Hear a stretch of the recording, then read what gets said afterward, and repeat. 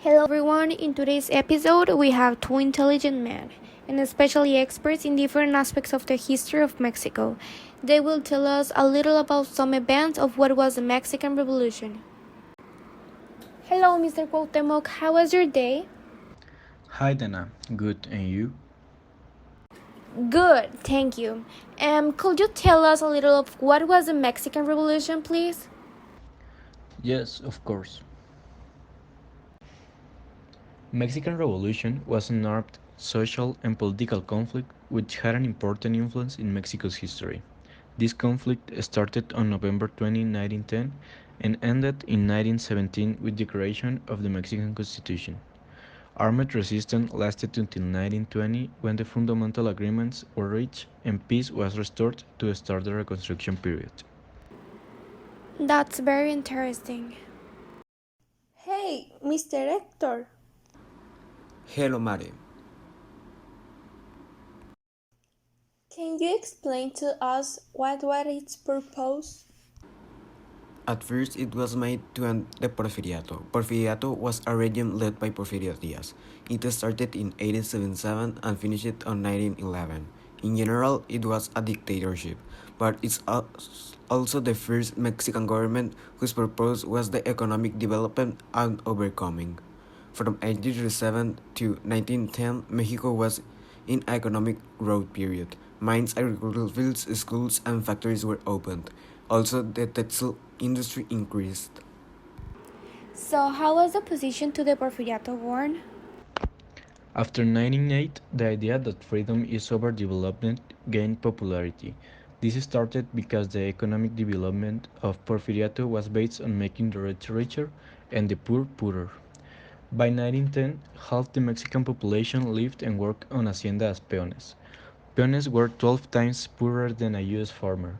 They worked from sunrise to sunset, 7 days a week. They were paid in metal discs that could only be redeemed at the Tienda de Raya, an all-purpose company store on the hacienda. The store would give credit freely and charge high prices.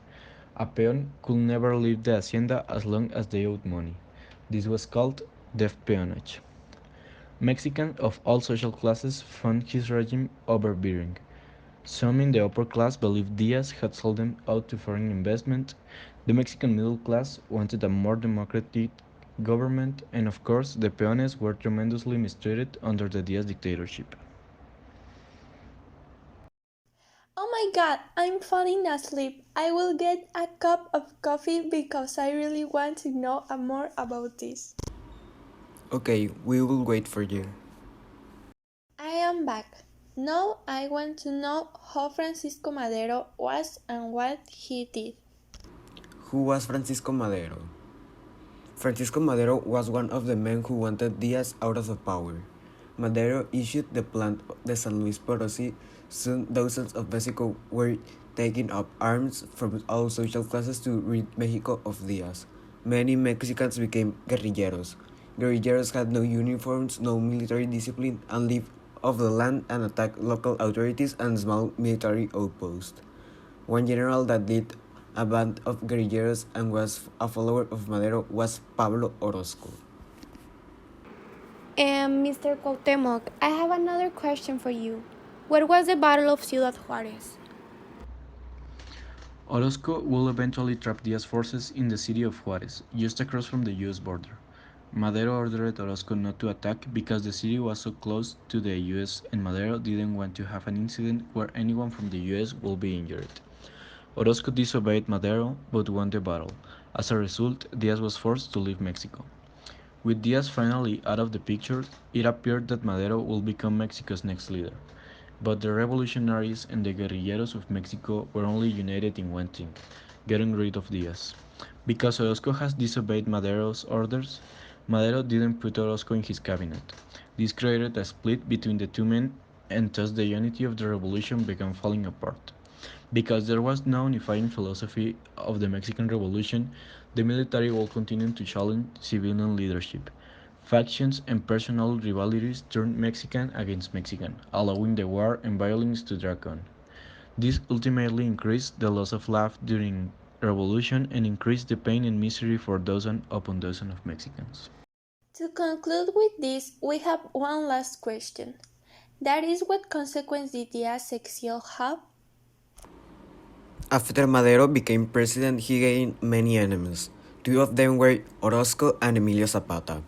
They both started rebellions against him.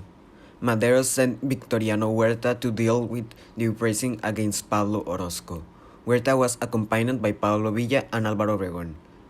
They were able to defeat Orozco and exile him. Huerta believed he could be a better leader for Mexico, so he got Madero arrested and later killed him. Huerta's actions didn't like to Carranza and Zapata. Even some of his allies like Pancho Villa and Álvaro Obregón agreed on getting rid of Huerta. With Huerta out of the power, Carranza became president. However, Villa and Zapata turned against him. Carranza got Zapata killed. Later, Álvaro Obregón assassinated Carranza. That one was the last assassination of the Mexican president. A few years later, Pancho Villa was also assassinated.